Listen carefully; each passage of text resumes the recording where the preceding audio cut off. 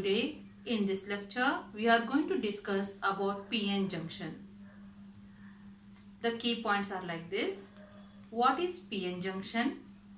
Why junction is formed? What is diffusion? What is depletion layer? How the barrier potential occurs? And what is biasing? These are the points we are going to discuss in today's lecture. Let us start. When half part of silicon crystal is doped with a trivalent impurity, when we dope any silicon material semiconductors with a trivalent impurity, what happened? There is a lack of one electron. That shortage of electron give rise to holes. The material becomes p-type. So in p-type, holes are majority carriers. So this is left hand side. What you are seeing is p-type semiconductor.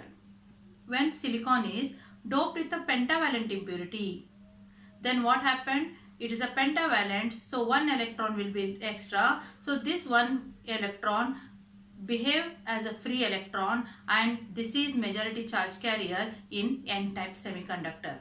So as you see on the screen, p-type is sandwiched with the n-type. When both the semiconductors combine together, the border is formed. As you can see on the screen, the border is formed, and this border is known as junction. When p-type is combined with the n-type, what happened? The charges nearer to the junction, recombine with the nearby electrons. The holes nearby junction from the p side are as acceptors. They accept some electron from the n side. So what will happen? Thus the electrons, the negative charges from the n side recombine with the holes of the p type. There is a charge exchange nearby junction.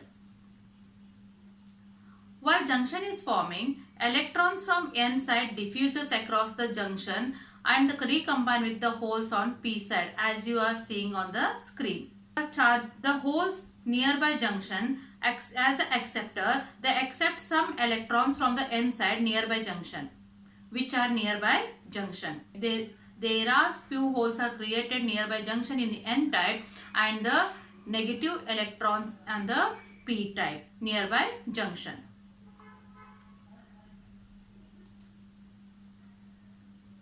So the region near the junction is depleted. As you can see on the screen, they are diffusing continuously. So the depletion layer which is caused, or the region near the junction is depleted of free charges, hence called depletion layer. So you can see a depletion layer is formed after recombining of charges.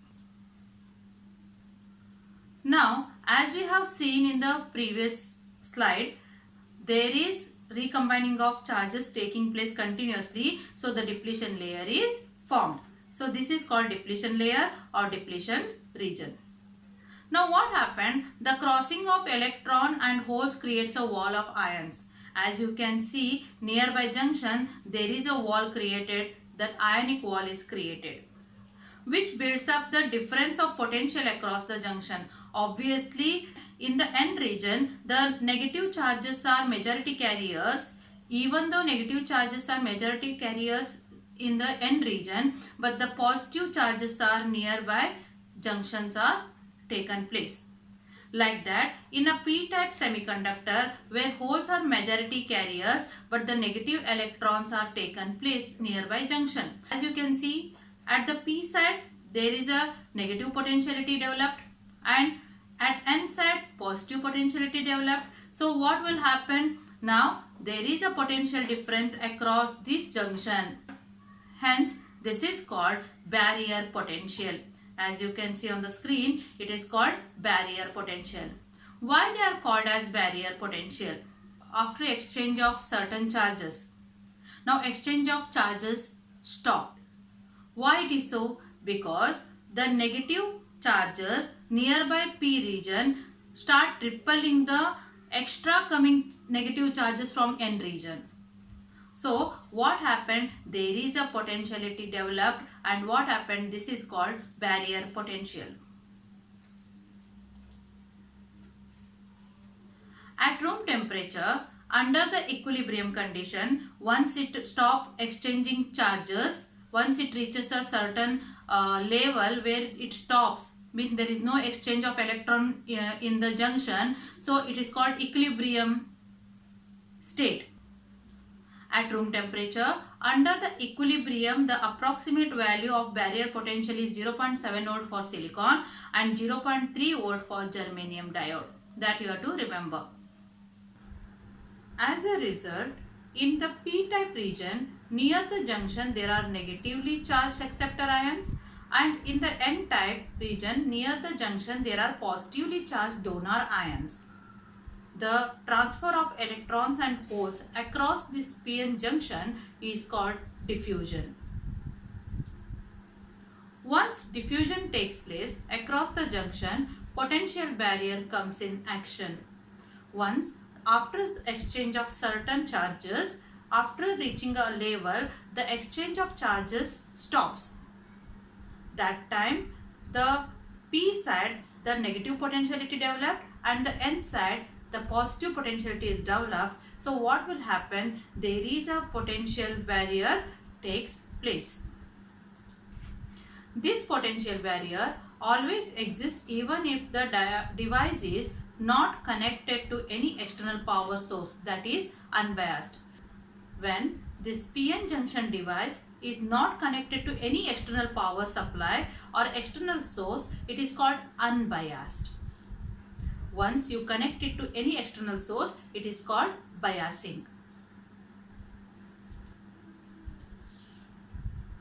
It prevents continuous diffusion of carriers across the junction. Yes, this potential barrier is responsible for the further discontinuous of the diffusion of carriers. A state of electrostatic equilibrium is thus reached across the junction. Once the charges exchange stops across the junction, then we can say it is a electrostatic equilibrium state. As you can see, here two devices are taken. Both are p-n junction devices. So, the right hand side is known as reverse biased and the left hand side is known as forward biased. Why it is so? When positive terminal of the external source, see here, when the positive terminal of the external source is connected to p side and the negative terminal of the external source is connected to the n side of the diode or n side of this device, then it is called forward bias. In short, positive side of the diode is connected to positive terminal of the battery and negative side of the n side of the diode is connected to negative terminal of the battery. So P to P, N to N.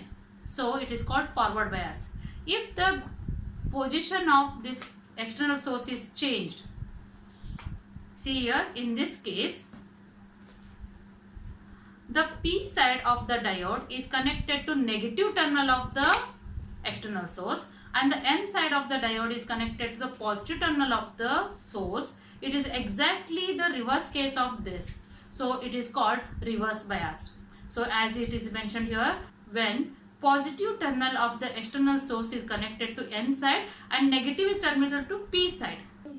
In forward biased, P side of the diode is connected to positive terminal of the external source and N side is connected to negative terminal of the external source. So it is called forward bias. In reverse bias, positive side of the diode is connected to negative terminal of the external source and the negative side of the diode is connected to positive terminal of the source. So it is called reverse biased. What happened when biasing is done in p-n junction diode, that we will see in the next lecture. Thank you.